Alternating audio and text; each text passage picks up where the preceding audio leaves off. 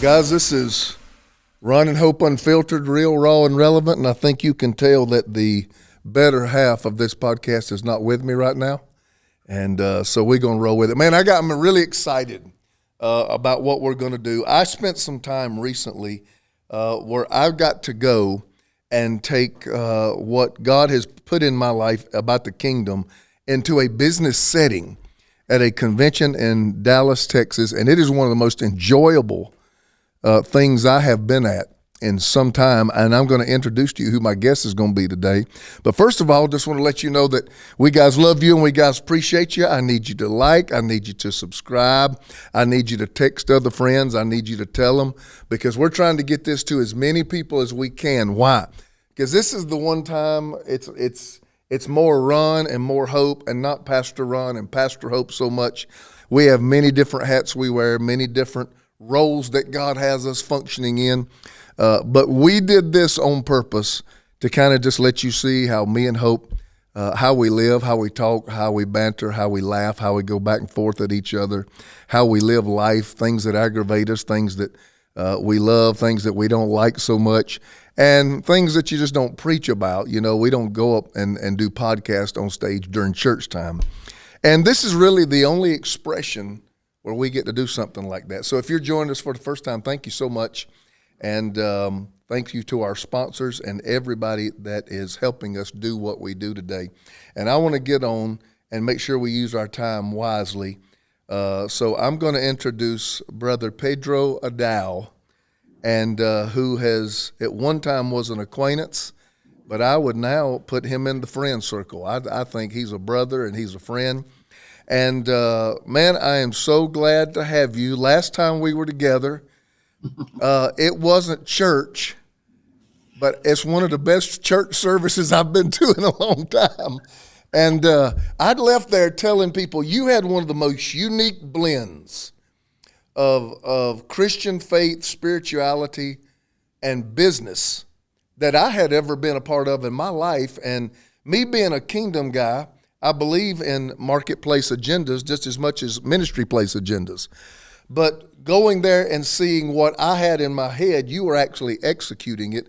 And I'm just going to be honest with you, I'm not blowing smoke. It was a beautiful sight to see people who want to make a difference with their gifts, their entrepreneurship, all the things that they're doing in the marketplace, but they want to do it also with an understanding of the kingdom and executing their faith. And so I want you to just take a minute and let everybody know who you are and tell them what you do. Awesome. Well, man, it was great. It was great having you there. It was fun. We had a great time. It was fun. And we had the fried chicken afterwards. Yes. And we did have some amazing fried chicken in the suite. And that was the most fun. Mm-hmm. I love to laugh. I say that, like we're going to jump right into the kingdom, but and the kingdom is so vast, we can talk about it. But to me, part of the culture we're creating, part of the kingdom culture that we really are really intentional about is building around family, friendship, and fun. Yeah. And so I think part of what you got to experience, Ron, is that one, we are intentionally creating an atmosphere that's built, that has those things in it, right? The kingdom is a family.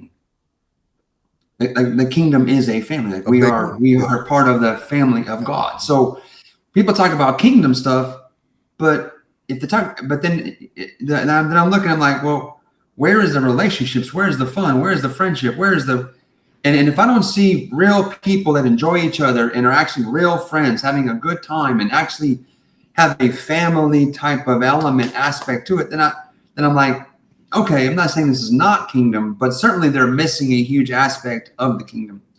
And so it was great having you there, man. It was incredible. It was. Been a huge, I think I should have told you, it was deep. I was greatly impacted by your TV ministry in a really difficult time, 10, 12 years ago, where our last company had failed and really had never failed in my life. Had just, went to college, got good grades, got a good job, got married, bought a house, and just every year was making more, growing just every year, bigger, better, bigger, better, better, better, better. And then just had my first taste of failure at 35. And you don't really want to have your first fall out of a 10-story window. It's a good way to put it. Yeah. You're better off to fall off the curb out of the, fall out the, but so it was really a rough season for me. And I share with you that the TV ministry was a huge blessing to me at that time. And, so it was just one of the coolest things about what has happened in my life as God kind of tricked me into launching this kingdom entrepreneurship movement. He really did trick me. I was not trying to do this. My background's in financial planning, financial services. We were doing very well. I had my first 7 year as a financial professional, and I was looking to scale that across the country. And then God had other ideas. But one of the coolest things is now I get to work with and collaborate with people that are heroes in the faith to me. People like Bill Johnson, Chris Valentin, Heidi Baker, people like yourself. I've got the chance to sow my gift into things that Joel and Victoria are doing in Lakewood. And just kind of, it's crazy how God, 10, 12 years ago, I'm watching you and Joel and Bishop Jakes and, just literally consuming Christian television because every half an hour I just need hope to get to the next day.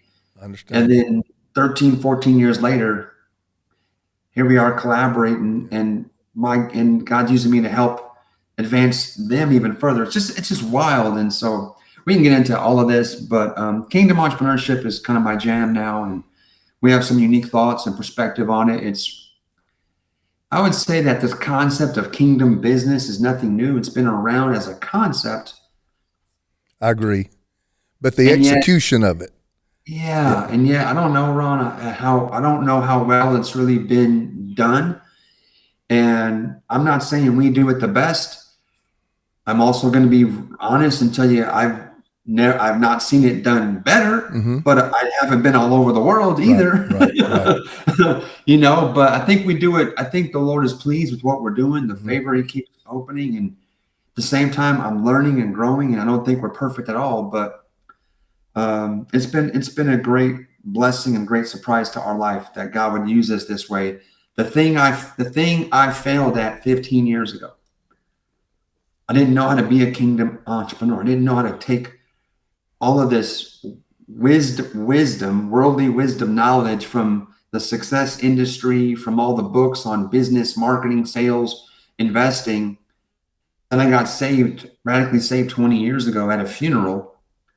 And now I'm reading the Bible and I'm seeing that all these contradictions between the Bible and all these secular books on business. And I had no one to help me sort this out. I had no one to tell me.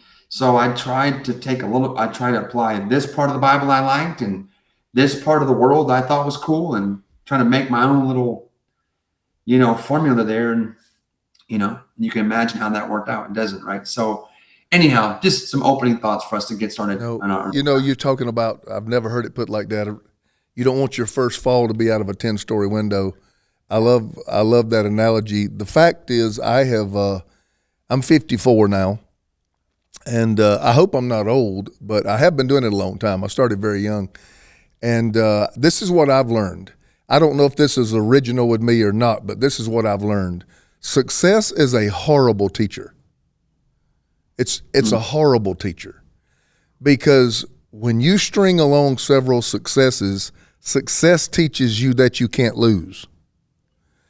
And then when you lose, it has been my experience as well that one of the major differences between people who succeed in life and people who do not is their response to failure. Because failure is inevitable. But when you have won and you have won a long time, failure slaps you upside the head. And the fact is, you're usually not in a defining moment when you succeed. You're in a defining moment when you fail. And however you respond in that moment of failure will usually set the trajectory of the next season of your life. And I wish somebody would have told me, the 30-year-old version of Ron, who was succeeding, that success is not a great teacher. Because I was learning everything from my successes, and then when the failure comes, man, you fall hard. because you've never experienced it before. So I want you to know I get exactly what you're talking about, the way you felt, the way that thing hit you. And I just praise God that I was able maybe to have some level of influence and impact in your life, because everybody needs somebody to reach down and kind of pull them out of a hole every once in a while. And let me ask you this. If a person wanted to be a part of what you were doing, what would they get out of it? Yeah. Before I go there, can I just? You can do anything you want, man. This is our podcast. Talk about anything you want to. Yeah, man. Because what you just said, it was really good. And before we get it, so partly why it hit me so hard was my identity was so wrapped up in the success, right? So when I failed, first of all, I didn't know who I was outside of my success. I get it. All of my pride, identity, sense of self, and purpose was wrapped up in that version of myself, and then that got shattered. I allowed people to build me up in that season. I would Pedro's got the golden touch, whatever he's doing, just get involved. And so what I learned, Ron, is when you let people build you up, and when you let people put you on a pedestal, you are also giving them permission to tear you down. Mm-hmm. And the tear down is always worse than the build up. And so, you're absolutely correct. And the irony is, had I not failed at trying to figure this out, and had I not responded the way that we did, God couldn't use me the way he's using me today. So failure does not disqualify you from your call. Failure does not even disqualify you from your assignment. In fact, if you have an epic, massive, colossal failure, more than likely that is a confirmation of what you exactly are supposed to do. Yep. Why else would the enemy come after you so hard? Yep. Because I went through stuff, Ron, on one hand, I will say God was very gracious to me, and I guess it could have been a lot worse. And on the other hand, I went through some stuff that seemed way overkill. It seemed like it was way harder than it needed to be on some level as well. And I also think for anyone there that may be going through, if I'm catching you guys, if this podcast is catching you and you're in that place of this in-between messy middle kind of, first of all, I regret spending 3 years on the couch. I regret spending 3 years letting the enemy beat me, where I was able to forgive people that did me wrong, and yet I really was not able to forgive myself as quickly as I needed to move on. And so I regret that it took the time it did, and yet God has brought great fruit from that time. So, yeah, man, if you're going to be an entrepreneur, especially if you're going to attempt great things with God, for God, you're going to make mistakes. You're going to make mistakes. And so, not that we try to make mistakes, not that we should be reckless on purpose. And yet, and I just didn't really have a container for that. To me, it was black and white, made mistakes, failure, you're a loser, boom. And so I just think that for people hearing this, nobody I know, now I get to meet awesome people, Ron, people like you, and all kind of people that are actually making real impact in this world. There's not one of us that cannot open up and tell you about all the places that we could have wished we had done something different. And the fact is, the reason why I think a lot of people, we have so much fruit of our work, is my teaching and mentoring is very much mostly me teaching from the scars and the mistakes I made. Yep. Not just, here, look at my trophies, look at all the shiny stuff, look at all, if I can just help you avoid these huge failures and these huge disasters, you almost can succeed by default if you just avoid the huge pitfalls. And so I absolutely, appreciate what you're saying and said there. And as far as people that want to kind of, let me interject there. Now you done taking this thing down the road. So somebody needs to hear this stuff. So me and you'll just sit here and talk about it. And I don't know all of your stories. We're still getting to know one another, but I do consider you a brother. And here again, when I am put in a position to affect other people, and this is my experience. I don't have data on this. This is just Ron Carpenter's experience. People are much more impacted by my pain than they ever were my victories. You can start telling them, hey, we won right here. I mean, this was a score. God really blessed on it, and they just kind of sit there and nod. But then when your eyes get a little bit watery and you fill it with tears, and they can hear your voice quivering a little bit when you start telling them about how life broke you, then everybody's dialed in and sitting on the edge of their seat. Why is that, Pedro? Because pain doesn't discriminate. Pain don't care how much money you have. Pain don't care what color your skin is. Pain don't care what your last name or who your daddy is. Pain does not care. It visits everybody, and it's not discriminatory in any way. And here again, Hope and I were just talking. We came out of the 212 conference. I try to be a guy that sets high expectations. I try to live that way. I really do. People say, what's the best sermon you've ever preached? And I say, the one I'm going to preach Sunday. I try to say my next is going to be my best. But the fact is, when you set really, really high expectations, honestly, rarely are they ever met. Maybe they are gradually met, but not immediately met. So what do you have to do? Not only do you have to learn how to respond to failure, you have to learn how to manage disappointment. There were so many things in 212 that happened right. There were about 2 or 3 things that I really wanted to see happen that didn't happen. And I almost went down the pity party hole and I missed 30 things that were amazing because of the 2 or 3 things that disappointed me. And the law of focus comes in where you have to learn how to focus on the right things. How do you manage your disappointment? Yeah, that's such a great question, and pardon me. The truth. So much of the kingdom. I often talk about the kingdom as like 2 sides of the same coin. Another mentor of mine talks about the truth is always held in tension or pulling, right? So I think on one hand, we're supposed to have hope and believe God for the best and have intentions of and then at the same time, we know we're going to do it and it's going to be what's going to be. So I guess part of how I do it is one making the decision I'm in this for the long term. That's good. So a lot of times, so you may do something and you may have one event or you may do this one thing. And then of course, and I would say that people like us, Ron, we are very prone to overly, I think there's a quote that says most people overestimate what they can accomplish in a day, in a week, or a year. I'd say that's me. We will overestimate what we can do in that time, but we will grossly underestimate what we can do in a decade. And I have found with me that I'm very much prone to that. I'm also very much prone to doing this one event, this one conference, super focused on making that incredible, right? And now we put all of it's like this. That's the only thing that exists. Yeah. It's almost like, it's like a wedding. Yeah. Like a wedding, like it's like all this preparation for that day. And then you wake up the next day, you're like, oh, I guess we have this life after, right? Yeah. So like you do big events.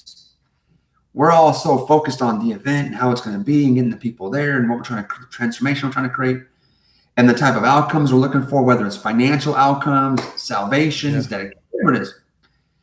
And none of us here are small thinkers. So we're just like believing for like record breaking numbers all the time, breaking. Nothing wrong with that. Nothing. And then oftentimes it doesn't happen. More times than not, it doesn't. The number that we thought doesn't happen. And so now it's like just celebrate the good. Celebrate what happened amazingly well, like what the transformations that did take place. Remembering it's not your last one. Remembering that we're in this for this is one of many. We're building a body of knowledge. Hey, and yet I don't think I do it that well, to be honest. I kind of have to go process that emotion. Like I'll have that disappointment. I kind of let it just hit me. And I'm not one of these people that likes to just look in the mirror and be like, positive. Yeah. You know, I'm not like one of these like positive self-talk all the time kind of people. Maybe I should be. If I'm disappointed, if I'm genuinely disappointed, you know, like I'll tell my team one number, you know, around like, what's the goal? I'm like, the goal is this, but in my mind, I know the goal is that, right? Yeah.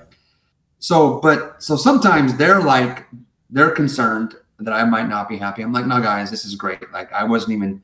Then there's times where I just am truly disappointed because, well, Pedro, don't you trust God? Yeah, of course I trust God. Yeah. But guys, like listen, we all trust God, but yet we all work very hard and sacrifice more than people will ever know to do the things that we're doing. And you don't work that hard and put this much time, money, energy, sacrifice to not expect a harvest. That's just dumb. Right. So we have expectations because we are investing mightily. Yeah, you're right. And there's times where the harvest isn't what you thought. And that's just, Ron, like, it's disappointing. And so I just kind of let myself feel it, process it. Sometimes it takes a couple of days. And I just kind of work it through. I kind of let myself feel the pain of it a little bit. And at the I same call it time, flushing it. I always tell Hope I have to flush it. And I have this thing that I do. It's not a pity party. Yeah. But I will admit the disappointment. Yeah. I usually will go, I need a little bit of time by myself. Yeah. I will admit the disappointment. God lets me get it out. I usually don't get it out to people. I'll get it out to God. I know who to go to. He can handle it. And he's touched with the feelings of my infirmities. He knows he made me with feelings. I'm feeling failure. I'm feeling it. Yep. And I'll go to God and get that out. And then I will return to my confessions. I will return to my faith. I will return to believing again. But I do have to have that moment where I realize it didn't do what I thought it was going to do. We invested on a deep level. The return was not what we thought. But success is not always visible. Success is sometimes you're winning and it does not look like you're winning. Mary Magdalene was at the tomb crying, and there were two angels there, but neither one of them were crying. Mary's crying because Jesus is gone. The two angels are fine. Why? They know what's happening. Jesus has descended to take the keys of death, hell, and the grave from the enemy. She can't see it, but Jesus is winning. But it looks like he's losing. And I've had to realize that sometime God's got me winning, even though it looks like I'm losing. I just don't see the fruit of it till later. And that goes back to one of your former statements, and I love how we just play off each other, is, you know, I've overestimated what I could do today, but I've underestimated what I can do in a decade. If you're in it for the long haul, you will see the results. And a lot of people are not in it for the long haul and don't think circumspectly. They think immediate. And there's a lot of times immediately I didn't see the results, but because I stuck with it when it wasn't fun and all the excitement had worn off, that's called commitment. Because I was committed to it, the results later came. So I know we're kind of preaching back and forth to the choir. I don't know, this might be me and you might be having a therapy session with each other in front of everybody. Well, and that would be very valuable to people. Yeah. I would tell you this, that if you're going to therapy, you're probably not going to talk to people that are as successful as you and I are not doing therapy. We're not offering therapy. Certainly not for a couple $100 an hour. Mm-hmm. So even if that's what we're doing, and I'm not sure that's what we're doing, but even if it was, it'd be very valuable to people, because this is the real talk that usually is very hard to hear from people at our level. It's kind of like image management and just keep everybody excited and keep everybody full of hope and joy. And I don't, my role, how God's using me in the kingdom, my assignment is not just hope.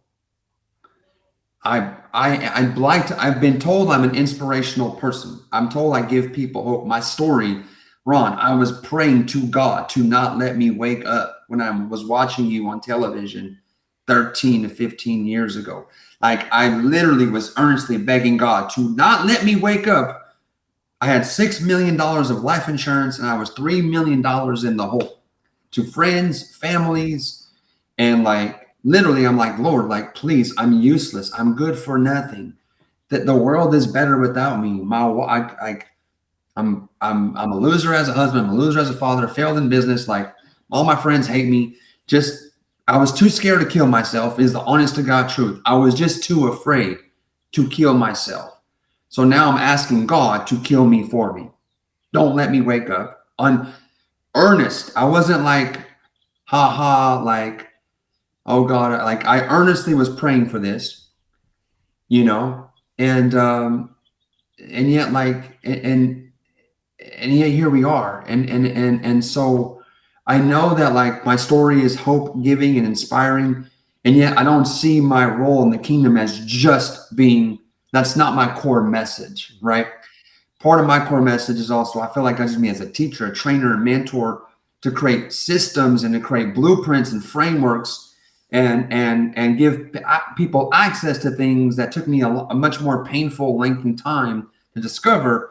Give people access to things that I had to learn the hard way. But no, this is a great conversation. Yeah. And I think it's real. You know, I've listened to my share of motivational speakers. You have a foot in both worlds. You have a foot in the ministry world. You probably rub shoulders with many of the guys who are extremely famous for being motivational speakers. And you know, when they come out there with 64 white teeth in their mouth and positive, you got to think positive. It's not real, Pedro. No. That's just not real. And it's not real with them. Their life is not like that. Managing divorces, managing kids that are wayward, managing betrayals, managing your failure, managing your inconsistencies, managing your weaknesses, managing the things you don't do well, managing the faults in the systems in your organization. You're managing all these things, and you just can't smile all the way through it. And so I have just really, whenever I speak in front of people, I'm in a season in my life where I'm not ashamed to show my scars. You know, Jesus showed his scars. I just come up and say, look, I didn't win all the time. And I hid my failures from you, but now I'm going to talk about them. Yeah. And man, it is amazing. The people that are sitting there saying, now that's the kind of guy I want to follow. That's the kind of guy I want to follow. That's real life right there, you know. I got to break away. I've got a sponsor, and it's tough in conversation. It's good to do that. But I got to talk to you guys about our wonderful sponsors at Nutrafol, of which I not only have them as a sponsor, but I use Nutrafol because my dad's hair thinned, and when I saw mine thinning, I said, you know what? It doesn't hurt to try. Over 80 million men and women in the U.S. experience thinning hair, yet it is not openly talked about, which can make going through it feel scary, feel stressful, and just adds to the problem. I tried Nutrafol. Nutrafol is the number one dermatologist recommended hair growth supplement, clinically shown to improve your hair growth, thickness, and visible scalp coverage for men and women alike. Did you know that there are multiple causes of thinning hair? Nutrafol is the hair growth supplement that goes beyond the genetics to target stress hormones, nutrition, metabolism, aging, lifestyle factors, anything that may be affecting your hair. Thinning is different for men than it is women. Nutrafol has multiple unique formulas for men and women to provide exactly what they need based on their biology and their age. Every formula is physician formulated using natural medical grade ingredients for reliable results without compromises. In clinical studies, 72% of men saw more scalp coverage and 86% of women saw improved growth after 6 months. Nutrafol is also trusted and recommended by more than 3,000 top doctors. You can grow thicker, healthier hair and support our show by going to Nutrafol.com and entering the promo code RAH. Don't forget that one, RAH, to save $15 off your first month subscription. This is the best offer anywhere, and it's only available to U.S. customers for a limited time. Plus free shipping on every order. Get $10 off Nutrafol.com, spelled Nutrafol.com, promo code RAH. We love our guys at Nutrafol. Thank you for being a sponsor. Pedro, I want to come right back to you. Got about 7 or 8 minutes here. And you know what? I was going to give you the floor and let you talk about the life and times of Pedro Adao and what you offer to the clients who are a part of this great business that you built and also ministry that you have. But it seems like it took us down a different road, so I'm willing to stay that course if you want to. I just is when life just kicked the underpinnings out of you, was your comeback quick, or was it a slow, methodical process where you and God and your faith, you had to pull yourself out of it? Because I have seen people just bounce right back. I really have. And I've seen some others that they make it back, but it was indeed a methodical process in place. What was yours? I would say the people that bounce right. Well, first of all, I'm sitting here like, and I'm like, oh man, I think we're going to help some people with this interview. And then you just cut that promo. And I'm like, wait, this was all about me, because I'm looking, I got something to go. I said, this whole thing was, I mean, like, Lord, like, listen, man, I'm a good client of theirs because I take it. I take the stuff. When I saw my hair start falling out, I'm like, I need some Nutrafol or something. So anyway, listen, I'm just at the age, I'm glad it's hanging in there. There's some good looking bald men. I can't rock bald, I don't think. I don't think I'd be one of them. My head is coned. I had because I was a big baby, so they used a forceps. So like, I can't go bald. I'm like, Lord, please, like. Everybody on my team in here is grinning, listening to you talking about a cone. I live in Orange County, so at some point, I know I can just write the check and do the thing, or people going to Turkey now. I don't know, but I was like, wait a minute, this whole thing was about me just getting more hair. I said, if anyone gets blessed by the podcast, that's icing on the cake. Yeah, that's icing on the cake. Yeah, my wife told me my head is terribly knotty. And she said, I just don't think you could rock bald. So some way or another, God and Nutrafol together, we got to keep some of his hair in my head. So anyway. Let's go. So okay, just tell me about your comeback. It's obviously God has taken you to a great place. Yeah. But I mean, you're talking about 10 or more years ago, you're praying to die. And I just went to one of your conferences, and it was electrifying. Yeah. What was the process between those two? Yeah, for sure. And it's that, and like gotten to work with people like Damon John, the Shark Tank, Joel Osteen, like launched industries. Like it's crazy. Like we haven't talked about that. I'd love to do a part 2 and talk a little bit more, but yeah, I think the part 2 of all the success would be better even after this part here. But there are people that do bounce back quickly. And I would say that it probably wasn't their first. Like, I hope I never have to go through anything. Like, nobody wants hard times. Like, I don't want to. I'm not trying to invite anything into my life. And yet, I'd like to think that it wouldn't take 3 years to kind of come through it. I'd like to think I wouldn't be asking God to kill me again in this season. I'd like to think that there was things I learned. There was an authority I gained in that battle. There was giants I slayed in that season that I don't have to fight again. Now, and so I think people that kind of can come back quicker in business, it's called cycle. Mm-hmm. How fast can you cycle? And there are venture capital. There are you're up in the land of venture capital, right. Private equity. Right. There are a ton of people who will never even give money to an entrepreneur unless they've already failed and gone bankrupt once. I didn't know that.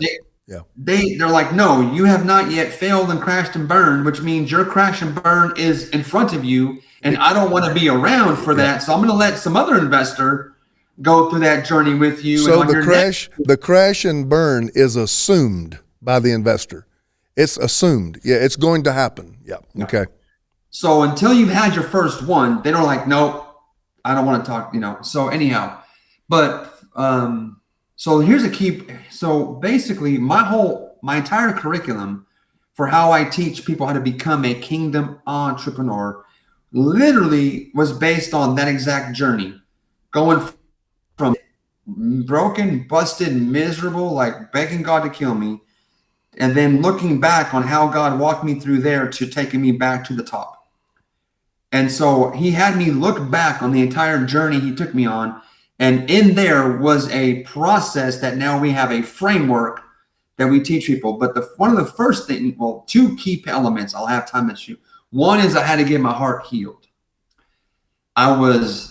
that failure was a trauma to me. It wasn't like losing a few dollars. It wasn't like having a bad day. It was a trauma. Like, people talk about PTSD, and I'm not trying to compare my situation. I've never been to war. I've never held my friend who had his head blown off. Like, and yet, as in my life, like, this was the most traumatic thing in my life. So it did not leave quickly.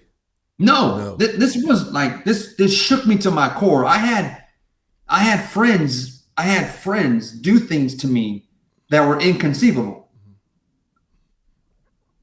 So when your friends turn on you, lie, betray you, and are doing things, and then you're like, if my own friends would do this, you lose faith in everybody. You lose faith in everybody. In everybody. I don't trust nobody. Now it's like, so now I'm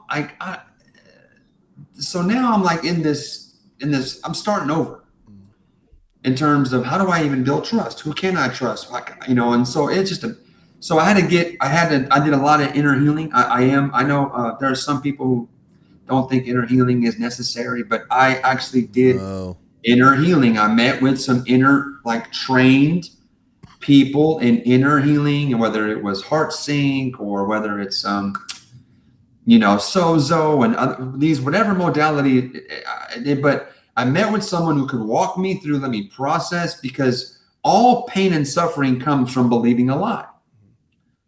And so I had believed lots of lies in this trauma, and so I did a lot of inner healing to kind of get to the root of these lies. Turns out I had massive father wounds, Ron, and I didn't know that because my dad's alive, was a great guy, took me to soccer, took me to tennis, took me to all the music lessons. My dad gave me time. I was in the best private schools. Like he gave me time, and he gave me all the things we needed to succeed in life. The only thing my dad wasn't really able to give me was the one thing he just didn't know or have to give was the words. Yeah. My dad he's an old school immigrant guy, didn't really know how to put the words together. Son, I love you. I'm proud of you. He didn't know how to do that stuff. And partly because he just wanted me to keep trying harder, to keep kind of being the best I could be, and was a little maybe concerned I would maybe ease up a little bit. So his unknowingly, my dad and I have an amazing relationship now. Unknowingly, like that lack of verbal affirmation was creating a very deep wound in me, to the point where all the mistakes I made in business were because I believe that heart wounds create blind spots. And I got blinded to the red flags. I was blinded to the things I could have seen. I believed people I shouldn't have believed. And my wife told me, that guy's a liar. He's lying to you. And I'm like, no, you're just a hater. You're just negative. Just like, because I wanted it to be true. Ron, let me say this. When you're looking for a rescuer, you will always find an oppressor. Okay. So I in my mind, I wanted to succeed and crush it in business so much because that was the only way I thought I would finally get my dad affirmation to give me the attaboy I was looking for. So now I'm an intelligent man. Now I'm making dumb decisions that I'm too smart to make because my heart is so wounded that I am blind. I've got blind spots to how I'm chasing after this prize. And now I can't even access the logical, rational intelligence because I'm being driven by emotions. And my wife is telling me, and yet now it's like I can't be stopped because like I have linked these two things up. So one was I had to get my heart healed. And the second was I went broke because I left my field of favor. Proverbs talks about a wise man works his own land, right? But a fool chases fantasies in other territories. I've always had favor in the financial services industry. I always had favor, especially in the life insurance industry. I always had favor doing real estate in my hometown, flipping houses. Then I got kind of talked into doing some more exotic real estate stuff with some guys in Texas. stuff I had no experience with, men I did not know, doing something I had no experience doing, and I left to feel the favor where God was prospering me. And I left my field of favor where I had wisdom, knowledge, experience, and proof that I can succeed here to go gamble on something someplace else. And so the two things I did to get back on track was, one, I started going after, why did I do this? Like what had me make these poor decisions? Because I'm an intelligent man. I went to college. I'm smart. I'm smarter than this. So there's got to be a reason that something happened. I went to the heart, and I also went back to the last place God was prospering me. So like just the last place God was prospering me was in the insurance industry. So I went back to the insurance industry. Now here's the problem. I didn't get to go back. I left the industry as a king. Mm-hmm. I didn't get to go back as a king. I had to go back at the bottom. I had to go back as a peasant, doing the things that the most rookie, basic, beginner, entry-level agents are doing. Meanwhile, I have experience and knowledge and track record of this, but I can't start there, or at least I didn't think I could start there, because in my mind, nobody at that level would want to work with me because I'm like just damaged goods. So now I go all the way to the bottom of the ladder of that industry and start just to kind of move from there. And God just begins to like honor my promise. When you're faithful over little, he makes you ruler over much. And you just stayed faithful with the level you were on, and he kept promoting you. I'm going to tell you something. I can't believe it, but we've been on here about 45 minutes. I'm gonna put you on the spot in front of everybody. Will you come back on here with me really, really soon? And I want to talk about the journey back, because we need some time on this. We talked about pain. We talked about failure. We talked about managing disappointment, all those things, of which we could say more and have more stories to tell. But the last question I asked you was about the journey back. We don't need to just spend 4 or 5 minutes on that. I don't need to tell you how you can fall apart without telling you how you can put yourself back together. And so I'm going to put you on the spot. Would you come back on with me fairly quick, and let's talk. I just want to give you the form and say, all right, you're in a deep, deep, dark place. Just about everybody at some time of their life is going to be able to identify with that. What did Pedro Adao do? 1, 2, 3, 4, 5, and God pulled me out of that place. And now he's great. He's using the tragedy to take me places I've never been. Because that's the goodness of God. That's the grace and the mercy of God, and that's how he works. My brother, man, you're an inspiration. And like I said, I'm glad we're above comrades. I'm glad that we're friends. I want to spend some more time with you.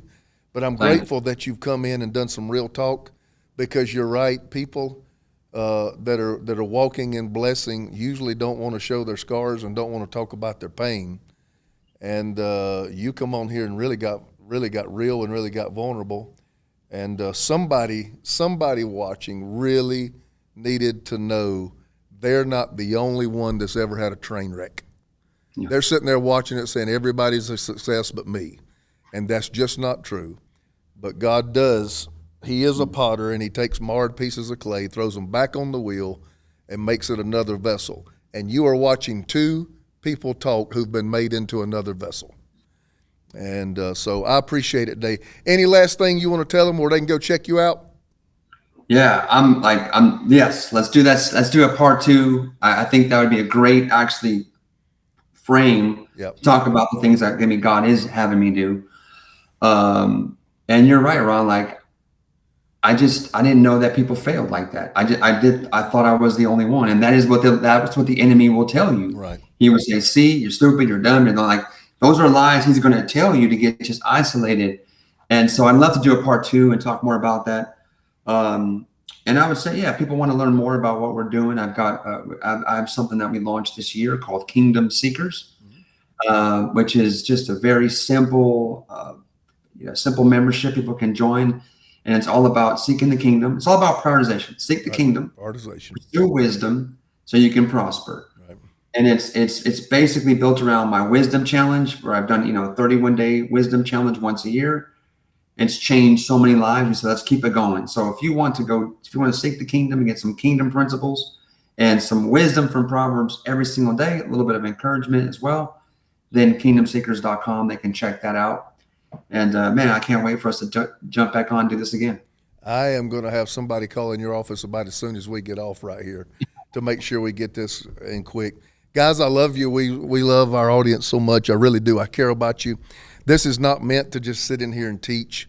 It's meant to be fun, but every once in a while, in the fun, I hope you hear something that can really impact your life. Hope's not here. She'll be back next time, and she definitely makes it more fun when she's here. She's the better part of it. So she sends her love. And everybody, thank you for joining. Like I said, subscribe, like it. Let us know how we're doing, because after all, we're not doing it for us. We're doing it for you. Thank you guys so much. We'll catch you next time.